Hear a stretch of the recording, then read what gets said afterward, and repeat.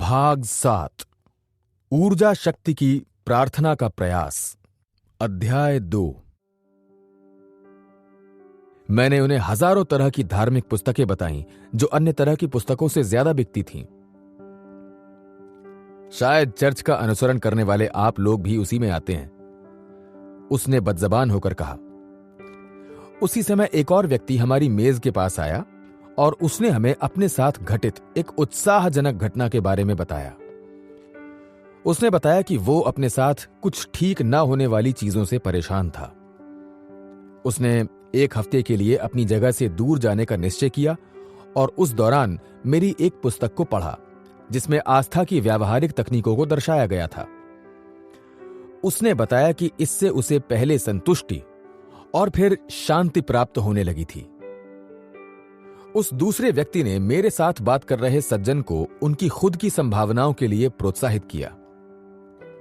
उसे भी विश्वास होना शुरू हो गया कि उसकी परेशानियों का जवाब धर्म का निष्ठापूर्वक अभ्यास करने में था।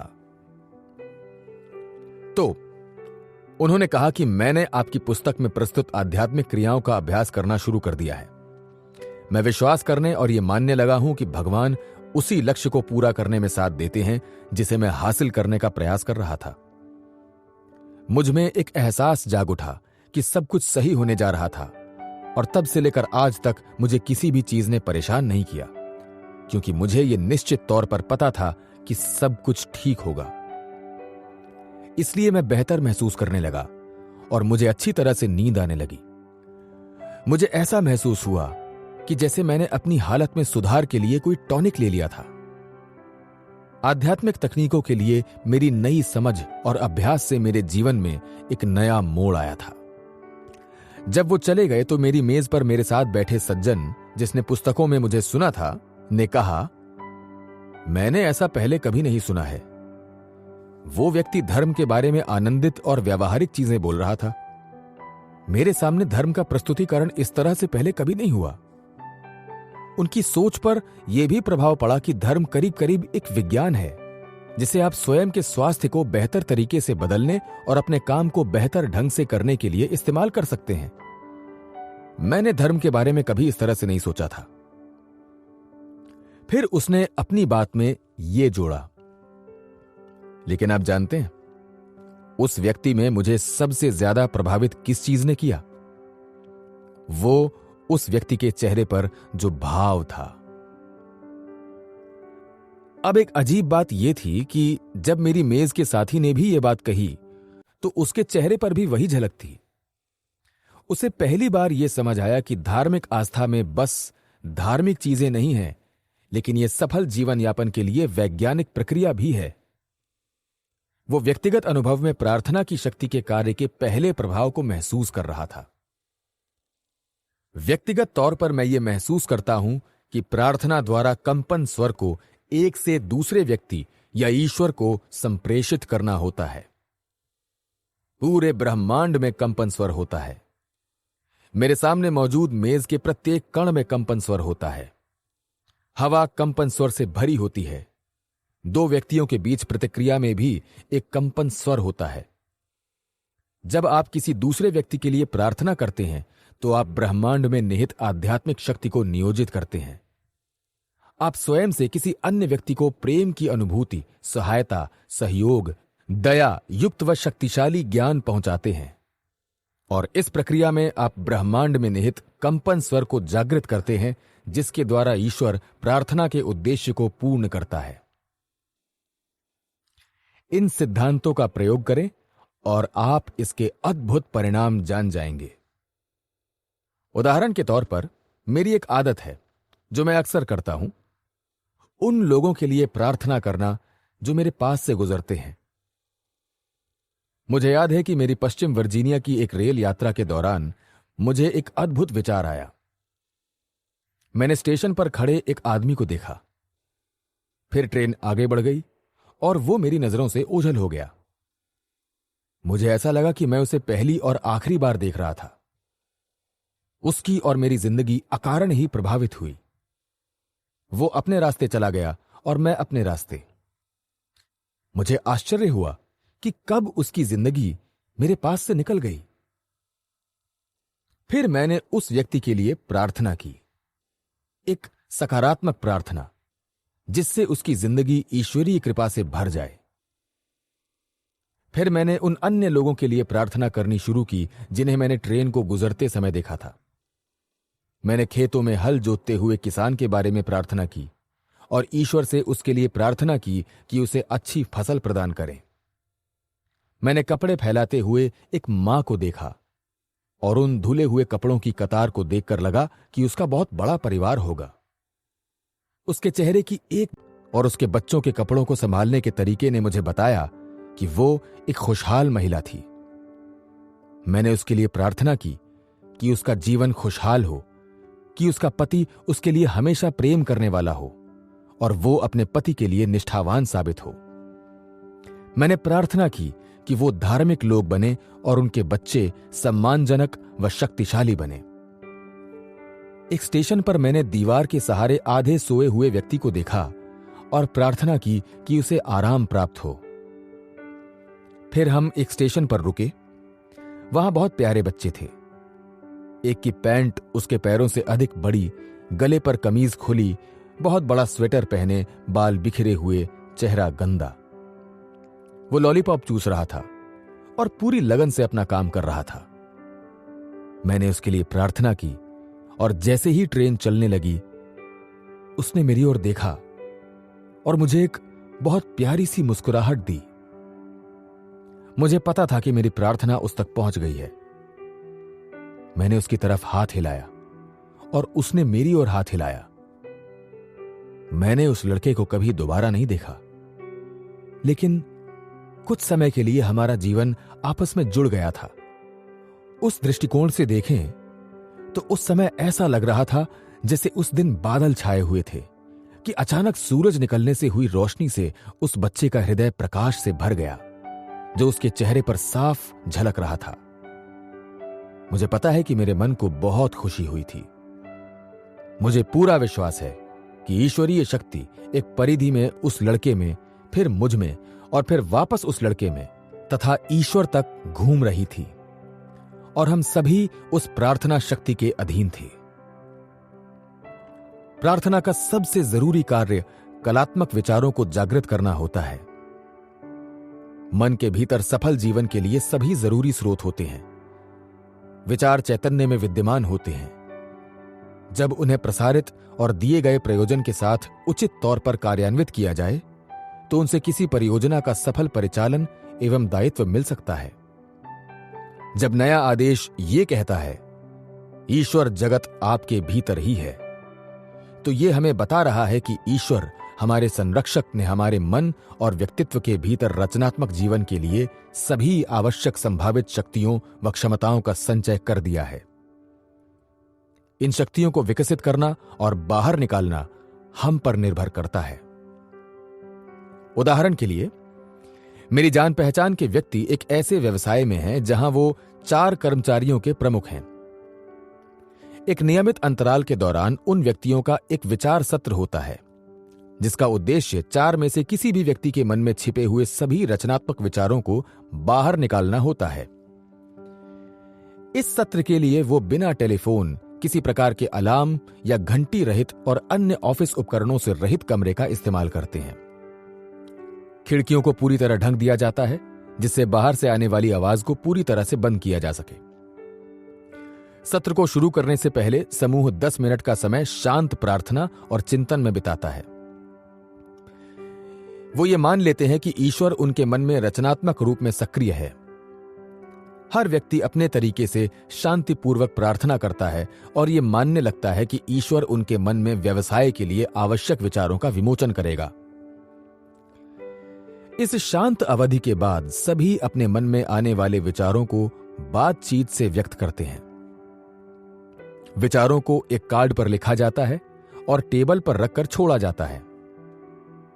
किसी भी व्यक्ति को इस विशेष अवसर पर विचारों की समीक्षा करने की अनुमति नहीं होती, जहां बहस करना संभवतः रचनात्मक विचारों के प्रवाह को रोक सकता है।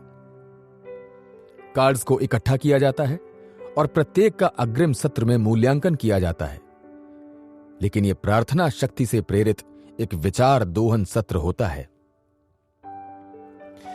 जब इस क्रिया का आरंभ हुआ था तो विचारों का बड़ा प्रतिशत बिना किसी विशेष महत्व वाला साबित हुआ था, लेकिन जैसे जैसे सत्र आगे बढ़ा, अच्छे विचारों का अनुपात बढ़ने लगा। अब बहुत से बेहतर सुझाव, जिन्होंने बाद में अपने व्यावहारिक महत्व को साबित किया, वो विचार सत्र में प्रकट होने लगे थे।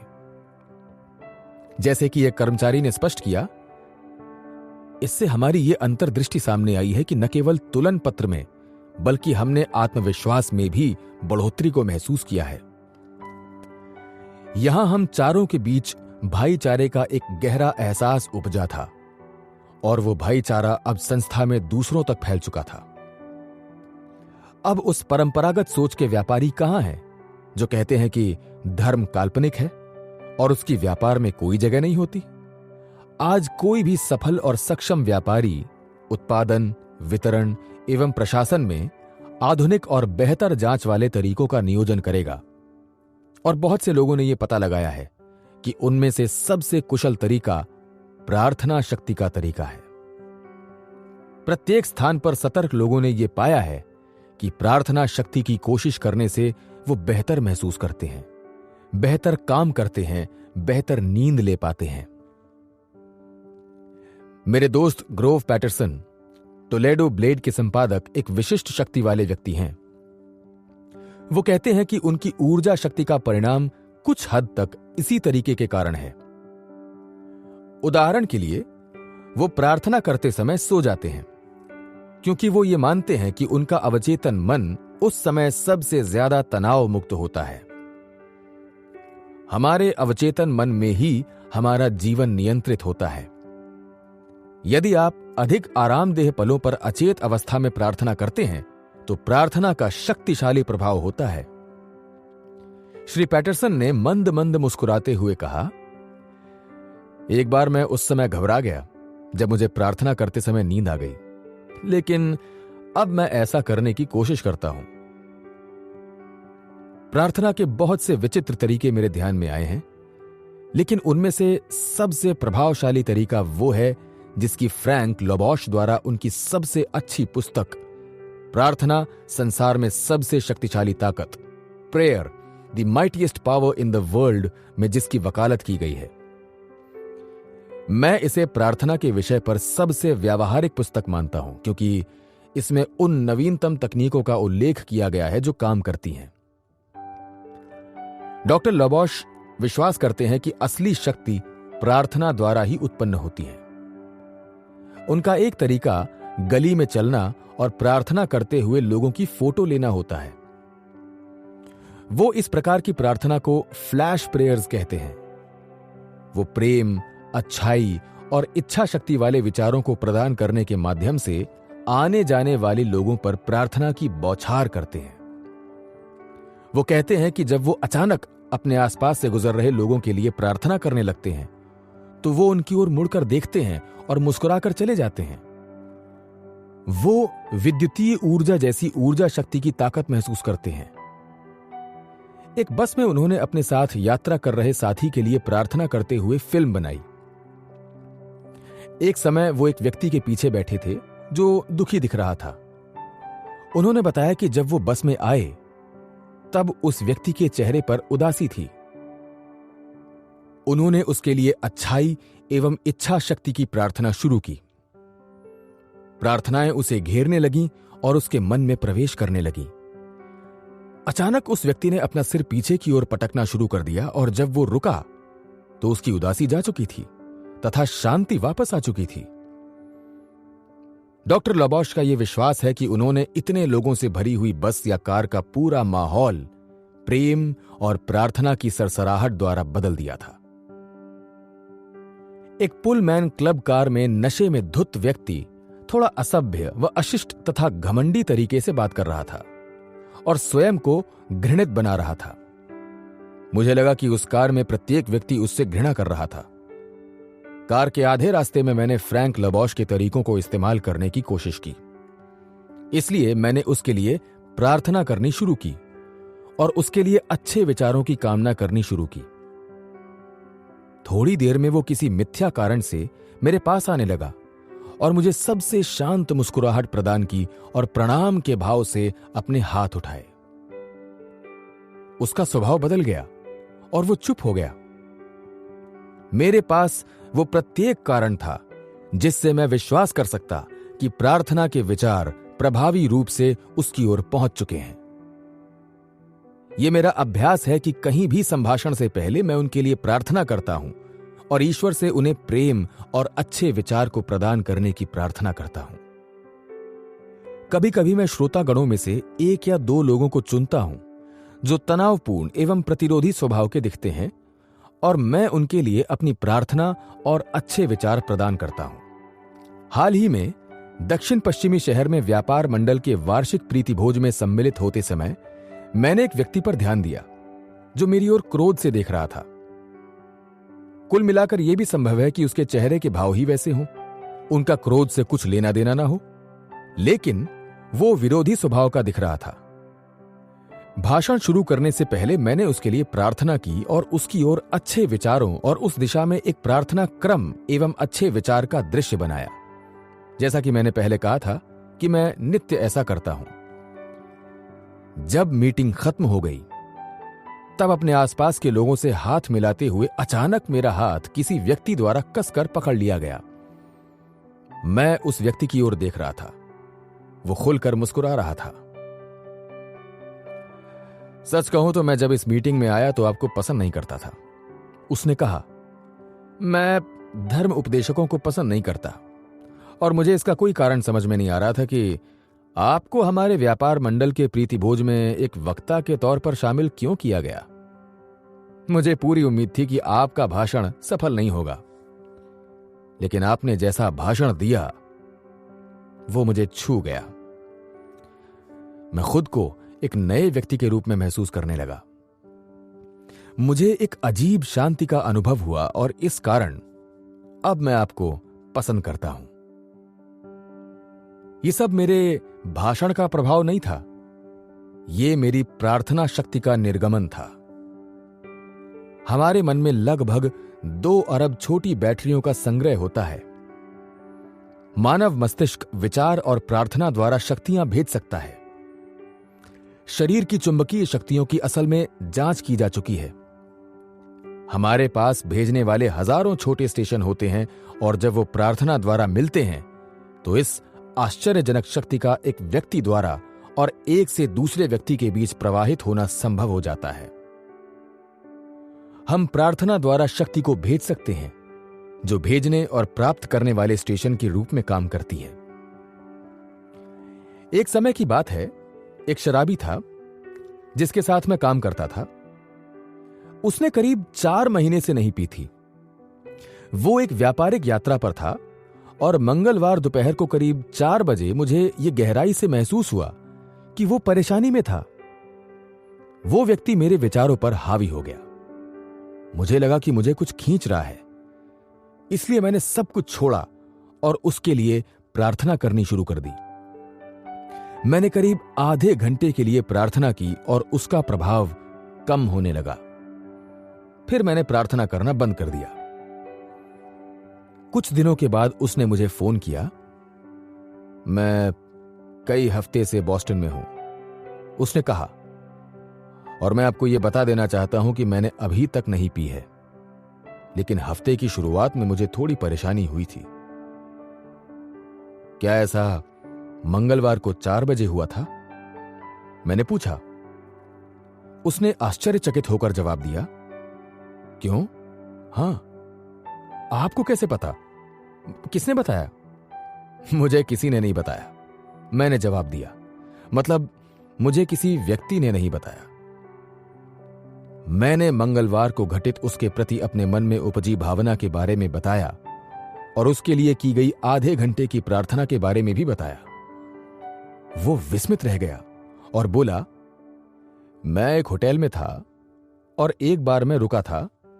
मैं बहुत संघर्ष कर रहा था।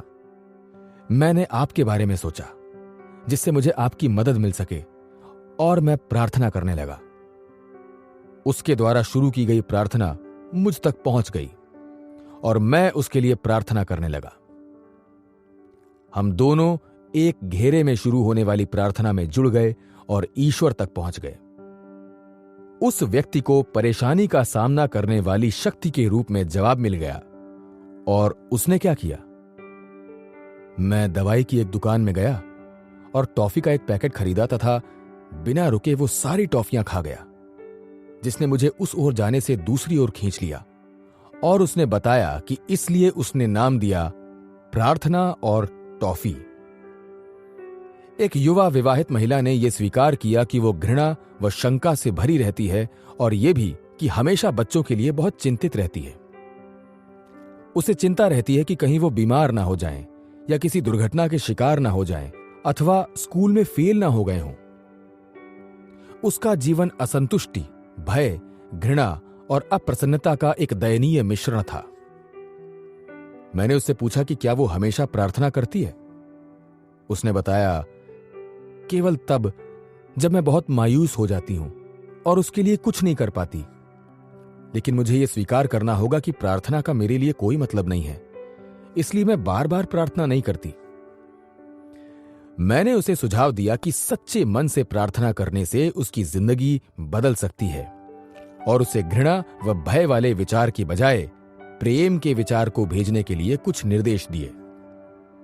मैंने सुझाव दिया कि प्रत्येक दिन बच्चों के स्कूल से घर आने से पहले वो प्रार्थना करे कि ईश्वर उनकी अच्छाइयों का संरक्षण करे। शुरू में संदेह जाहिर करते हुए, जितना मैं जानता हूं, वो प्रार्थना की सबसे उत्साही अधिवक्ता हो गई। वो पुस्तकों व पत्रिकाओं को उत्साहपूर्वक पढ़ती और प्रार्थना की शक्ति की प्रत्येक प्रभावी तकनीक का अभ्यास करती थी। इस प्रक्रिया ने उसकी जिंदगी बदल दी, जिसका उल्लेख उसके पत्र में किया गया है, जो हाल ही में मेरे लिए लिखा गया था। मुझे लगता है कि मेरे पति और मैंने पिछले कुछ हफ्तों में आश्चर्यजनक उन्नति की है। मेरे अच्छे दिनों की शुरुआत उस रात से हुई जब आपने मुझे बताया कि यदि तुम प्रार्थना करो तो प्रत्येक दिन एक अच्छा दिन होता है। मैंने इस दृढ़ वचन पर विचार करना शुरू किया कि मैं जिस समय सुबह उठती हूं वो मेरा सबसे अच्छा दिन होगा, और मैं सकारात्मक तरीके से कहती हूं कि मेरा वो दिन उस समय से बुरा और दयनीय नहीं हो सकता। एक आश्चर्यजनक चीज यह है कि मेरे दिनों में असल में मेरा कोई दिन तब से पहले से अधिक सहज और छोटे मोटे कष्टों से मुक्त नहीं था। लेकिन अब मुझे और दुखी करने की कोई शक्ति नहीं दिखती थी। हर रात मैं अपनी प्रार्थना उन सूचियों से करती हूं जिनसे मैं उन छोटी चीजों का आभारी रही हूं जो दिन के दौरान हुई और जिन्होंने मेरी उस दिन की खुशी को और बढ़ा दिया था। मैं जानती हूं कि इस आदत ने मेरे मन को यह सोचने पर मजबूर कर दिया है कि मैं अच्छी चीजों को चुन लूं और बुरी चीजों को भूल जाऊं। तथ्य यह है कि 6 हफ्तों से मेरा कोई भी एक बुरा दिन नहीं था और मैं किसी भी व्यक्ति से हताश नहीं हूं, जो मेरे लिए सचमुच अजीब है। उन्होंने प्रार्थना की शक्ति का प्रयोग करते हुए बहुत सी अद्भुत शक्तियों का पता लगाया। आप भी ऐसा कर सकते हैं।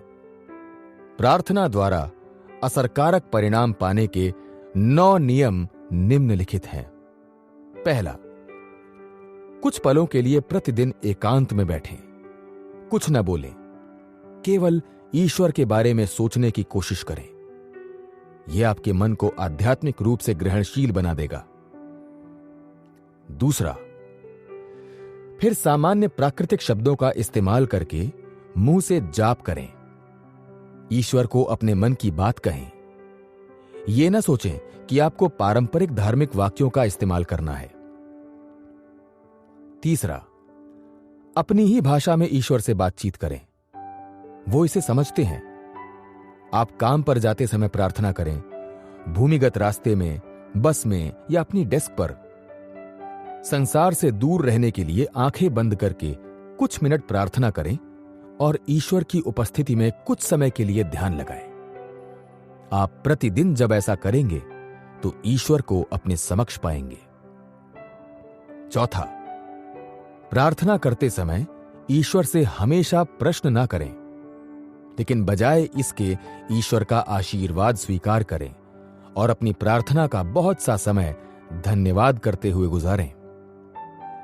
इस विश्वास से प्रार्थना करें कि ईश्वर तक सच्ची प्रार्थना पहुंच जाए और आपके स्नेहियों को ईश्वरीय कृपा व संरक्षण प्राप्त हो। 5वां, प्रार्थना में कभी भी नकारात्मक विचार न लाएं। केवल सकारात्मक विचारों द्वारा ही अच्छा परिणाम प्राप्त होता है।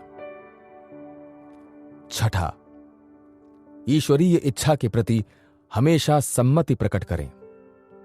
ईश्वर के प्रति अपनी इच्छा व्यक्त करें, लेकिन वो प्राप्त करने की इच्छा करें जो ईश्वर आपको देना चाहते हैं। यह आपके सवाल करने से बेहतर होगा।